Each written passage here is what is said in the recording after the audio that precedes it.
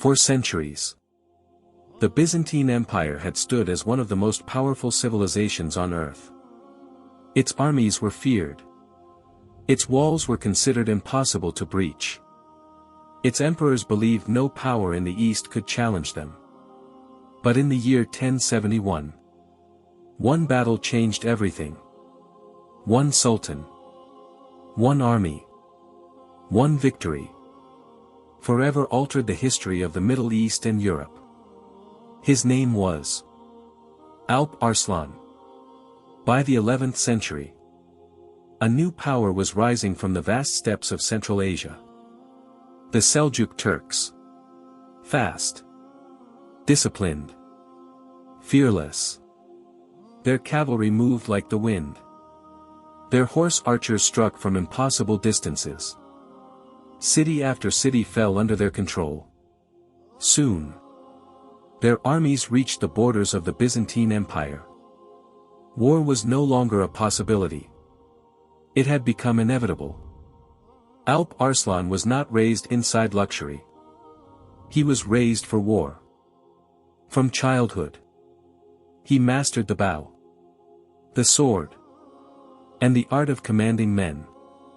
But what truly made him different was not his strength. It was his vision. He dreamed of uniting his people, protecting his empire, and expanding it beyond anything his ancestors had imagined. Soon, that dream would collide with the greatest empire of the Christian world. The battlefield was already waiting. In Constantinople, Emperor Romanos IV Diogenes had made his decision. The Seljuks had grown too powerful. Their raids into Byzantine lands could no longer be ignored. If the empire was to survive, the Seljuks had to be destroyed. Romanos ordered one of the largest military campaigns of his reign. Elite Byzantine soldiers, Armenian infantry, Norman knights, Frankish mercenaries, Pecheneg horsemen. Thousands answered the emperor's call. It was a force built to crush an empire. Far to the east, Alp Arslan was leading another campaign. His attention was focused on Syria. The Byzantine invasion came sooner than expected. Messengers rode day and night with urgent news. A massive imperial army was advancing. Without hesitation, Alp Arslan changed his plans. He gathered his finest warriors. Every rider understood the danger ahead. The fate of the Seljuk Empire would soon be decided. As the two armies moved toward each other, neither commander knew how history would remember this moment. One sought to restore the glory of Byzantium. The other fought to defend a rising empire. Soon, they would meet near a fortress called Manzikert. There, an emperor would gamble everything, and a sultan would become a legend. The night before the battle, silence filled the Seljuk camp. The soldiers knew they were heavily outnumbered. Many believed they would never see their families again. Then, Alp Arslan emerged from his tent. He was not wearing magnificent royal robes. Instead, he wore simple white garments, the clothes of a man ready to die. Looking at his warriors, the Sultan spoke calmly. "If I fall tomorrow, let these white clothes become my burial shroud." No king had ever spoken to his army like this. In that moment, fear turned into faith. At sunrise, the Byzantine army advanced across the plain. Thousands of armored soldiers marched beneath the imperial banners. Emperor Romanos believed victory was certain. His army was larger, better equipped, and backed by centuries of military tradition. Across the battlefield, the Seljuk cavalry waited in complete silence.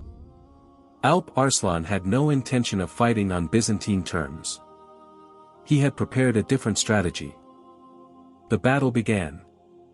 Instead of standing their ground, the Seljuk horse archers attacked swiftly, then disappeared. Arrows rained down from every direction. The Byzantines charged.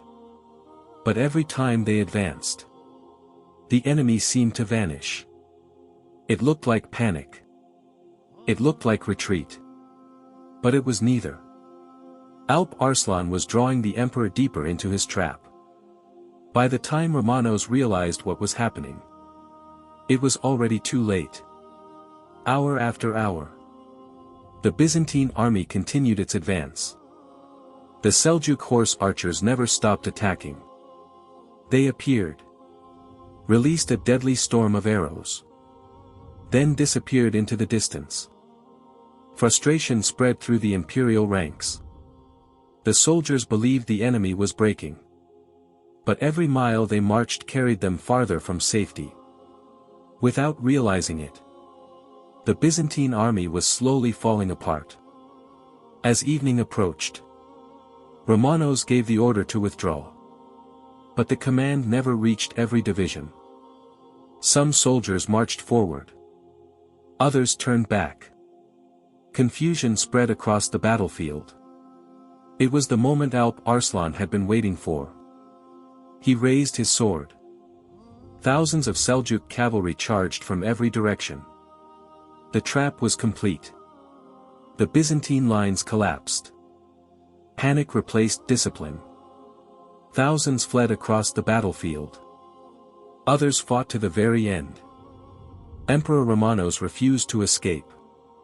Surrounded by his loyal guards, he continued fighting. But numbers could no longer save him. His horse fell beneath him. Wounded. Exhausted. The Emperor of Byzantium was captured alive. For the first time in centuries, a Byzantine emperor had become the prisoner of a Seljuk sultan. History had changed forever.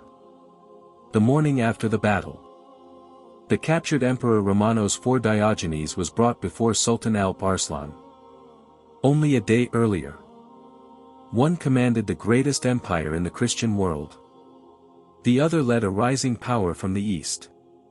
Now, the roles had changed. The emperor stood as a prisoner. The sultan stood as the victor. According to later historical accounts, Alp Arslan looked at Romanos and asked a simple question. "What would you have done if I had been brought before you as a prisoner?" The emperor answered honestly. "Perhaps I would have killed you.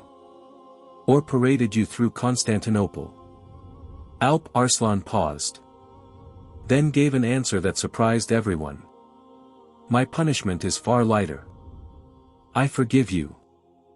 Instead of ordering an execution, Alp Arslan chose mercy. A peace agreement was negotiated. Romanos was released after promising a ransom and future cooperation. But fate had one final twist. When the emperor returned home, he discovered that he had already lost his throne. Civil war erupted inside the Byzantine Empire. Romanos was captured by his political enemies, blinded, imprisoned, and soon afterward, he died. The man who had marched east to save an empire never ruled it again. The victory at Manzikert transformed history. Within a few decades, Turkish tribes settled across much of Anatolia. The balance of power shifted forever. The Byzantine Empire never fully recovered from the defeat. For the Seljuks, it was the beginning of a new era. And centuries later, the Ottoman Empire would rise from these same lands. All because of one battle. And one sultan, who refused to fear a greater enemy. Victory at Manzikert made Alp Arslan a legend. His empire stretched farther than ever before. His enemies respected him. His soldiers admired him. Yet the Sultan believed his work was not finished. He continued leading campaigns across the east, determined to secure the future of the Seljuk Empire. But history often reminds us, even the greatest conquerors cannot escape fate. In 1072, while campaigning in Central Asia, Alp Arslan approached a captured fortress. A prisoner was brought before him. During the confrontation, the prisoner suddenly attacked with a concealed dagger.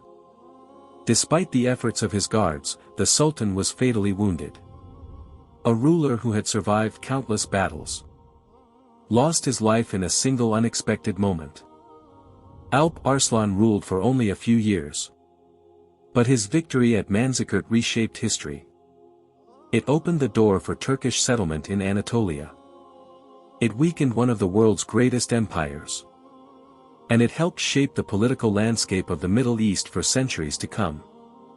More than 900 years later, his name is still remembered as the Sultan who defeated an emperor. If you enjoyed this documentary, subscribe for more true stories of history's greatest battles, forgotten heroes, and legendary rulers. Because history is not just about the past. It explains the world we live in today. Thank you for watching.